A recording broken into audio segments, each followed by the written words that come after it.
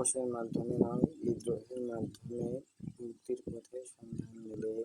মাতৃস্নেহকে ভুলে যেতে না পারলে যুদ্ধকে ভালোবাসা সম্ভব নয়, আর ঔপনিবেশিক শক্তির বিরুদ্ধে রুখে দাঁড়াতে না পারলে মুক্তি অসম্ভব।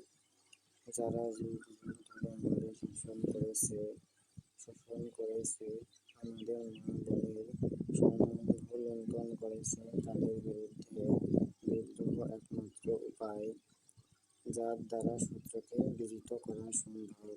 মুক্তিপ্রত্যাশী মানুষের আসন্ন বিপদের আশঙ্কাকে ত্যাগ করে শত্রু শক্তির বিরুদ্ধে ঝাঁপিয়ে পড়লে বসন্তের শৃঙ্খল থেকে মুক্তি সম্ভব। উদ্দীপকে শত্রু শক্তি আমাদের নির্বিচারে হত্যা করেছে, ধরে নিয়ে গেছে অসংখ্য মা-বোনকে, লোহার কোপাতে তাদের আটকে রেখে অমানসিক নির্যাতন করেছে। পঞ্চকোষ বাঙালি জাতি ঔপনিবেশিক শক্তির হাতে শোষিত হয়েছে। তরুণেরা শক্তির প্রতীক।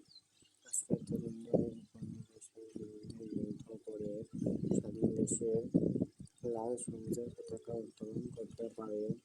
কবিতা শোনার মাধ্যমে নিজের বিদ্রোহী চেতনাকে জাগ্রত করতে বলেছেন। ভালোবেসে যুদ্ধে যেতে না পারলে যুগ যুগ ধরে বন্দি জীবন কাটাতে হবে।